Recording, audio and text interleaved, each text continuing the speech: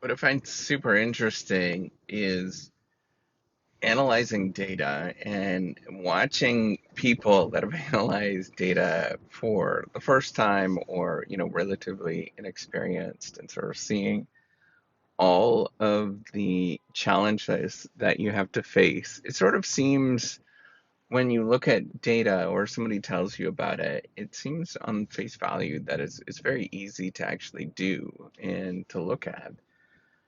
Um, But what many people begin to realize once you start analyzing it, taking a look at real data, you begin to realize that there's a lot of messiness and there's almost never a right answer. There's almost never like the one explanation that shows everything.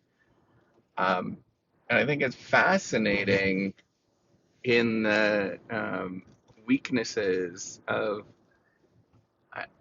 weaknesses of data, right? Like we often think about cold hard facts um, until you realize that there's no such thing as cold hard facts. When you look at it, you begin to realize that people do manipulate and think about it from different directions so that they can tell their own story. And you can look at, um, for example, you can look at something and say, well, this looks wonderful, right? That somebody is looking at that and seeing an orange, for example, but then somebody else is going to look at it and see something completely different, an apple. And I find it fascinating on how our way of looking at the world colors the results that we get, and as well, um, sort of the constraints that we think, or we think that there's like cold hard facts. Um, and we think that these things are very much well understood until you actually start looking at it. You start playing with it, and you realize that, man, no matter how you look at it, how you change things around, that there's often not a lot of cold, hard facts that exist in this world. We have frameworks to understand, but these frameworks, they're often inconsistent. They often don't necessarily explain a lot, um, and they're very imperfect.